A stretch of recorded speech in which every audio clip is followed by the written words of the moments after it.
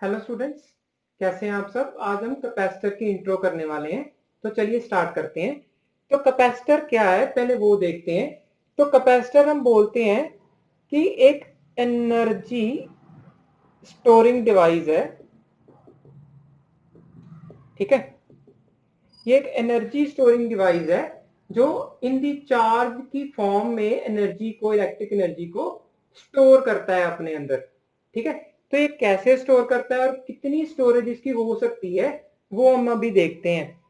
तो कैसे देखते हैं, मैं सीधा सीधा नहीं बताता, थोड़ा सा ट्रिकी है, तो आपको जल्दी समझ आ जाएगा इस एग्जांपल से। तो मैं एक स्फेरिकल कंडक्टर ले लेता हूं। ठीक है, मैंने इसको चार्ज करना है। ठीक है, तो क्या करूंगा, चार्ज कहाँ होते हैं सारे, इन्फिनिटी पे होते हैं चार्ज। ठीक है, तो इन्फिनिटी से चार्ज लेके आऊंगा और इसे दे दूंगा। ठीक है, पहले +1 कूलम लेके आया मैं। ठीक है, तो वर्क कितना लगा, 0। ठीक है, क्योंकि यहाँ पे तो कोई चार्ज नहीं ना अभी। तो जब मैं सेकंड चार्ज लेके आऊंगा +1 कूलम, ठीक है, तो वर्क कितना लगेगा, कुछ एक्स अमाउंट लगेगा। क्यों, क्योंकि अभी इस पे +1 कूलम ऑलरेडी आ चुका है। ठीक है, तो जैसे जैसे मैं इसको चार्ज देता जाऊंगा इसका वर्क जो है वो इंक्रीज करता जाएगा। ठीक है, तो जैसे जैसे इस पे चार्ज आता जाएगा हम कहते हैं इसका पोटेंशियल इंक्रीज करता जाएगा। ठीक है, क्योंकि वर्क डन क्या है, पोटेंशियल इनटू चार्ज। ठीक है, ऐसे निकालते हैं ना हम वर्क डन। तो हम कहते हैं चार्ज जो है वो डायरेक्टली प्रोपोर्शनल है पोटेंशियल के। जैसे जैसे चार्ज इंक्रीज होगा वैसे वैसे पोटेंशियल इंक्रीज होगा। ठीक है, तो हम क्वेश्चन आता है कि इस स्फेरिकल कंडक्टर पे हम इनफाइनाइट अमाउंट ऑफ चार्ज दे सकते हैं, जितना मर्जी चार्ज दे सकते हैं। तो आंसर है नहीं। ठीक है, हम एक लिमिट तक ही चार्ज दे सकते हैं जिसे हम बोलते हैं कैपेसिटेंस। ठीक है, तो एक जो है कंडक्टर की कैपेसिटी होती है चार्ज को होल्ड करने की, उसे हम कैपेसिटेंस बोलते हैं उस कंडक्टर की।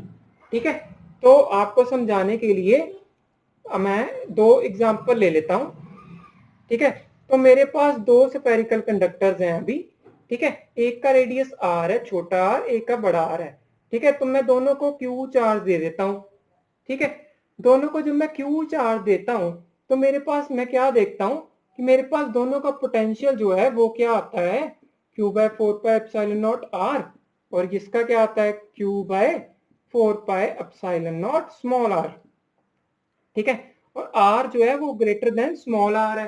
ठीक है, इट मींस जो v डैश है वो v से बड़ा है। ठीक है, इट मींस जो पोटेंशियल है v डैश वो v से बड़ा है, सेम चार्ज है, बट क्यों बड़ा है, इट मींस जो डायमेंशंस हैं, जो साइज है और शेप है, उस पर डिपेंड कर जाता है कि हम कितना चार्ज दे सकते हैं।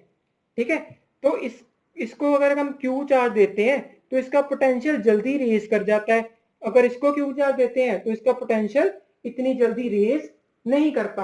अभी आप पूछोगे पोटेंशियल का क्या लिंक है, तो देखिए, जब हम किसी कंडक्टर को चार्ज देते हैं, ठीक है, तो उसका पोटेंशियल इंक्रीज करता है।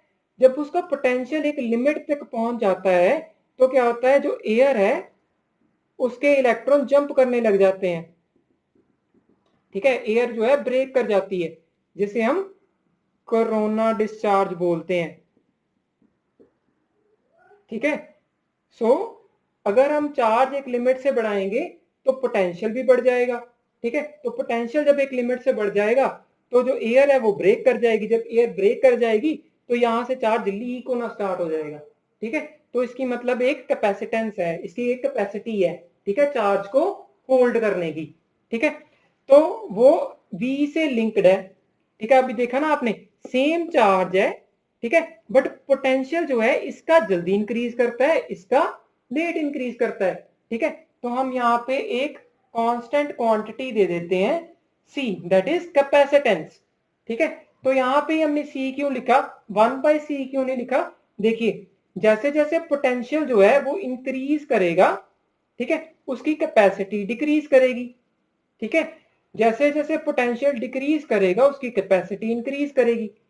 जैसे ये देखिए, यहां पर एक कंडक्टर है। ठीक है, अगर इसको मैं Q चार्ज देता हूं, ठीक है।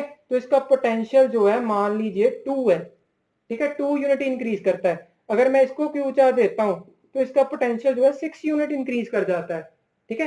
तो जितनी ज्यादा पोटेंशियल इंक्रीज कर जाता है उतनी कैपेसिटी जो है कम हो जाती है, क्योंकि इसकी लिमिट जल्दी रीच हो जाएगी और इसकी लिमिट जो है वो लेट आएगी, ठीक है।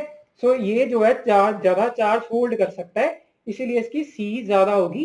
क्यों? क्योंकि इसकी जो वी है वो कम है, इसका पोटेंशियल जो है वो धीरे धीरे राइज हो रहा है, ठीक है। तो ये रिलेशन बनता है इसलिए, ठीक है। तो ये एक रिलेशन है बताने के लिए कि कैसे जो है अगर हम क्यू चार्ज किसी कंडक्टर को देते हैं, ठीक है, तो उसकी कैपेसिटी और पोटेंशियल कैसे मैनेज होते हैं, ठीक है।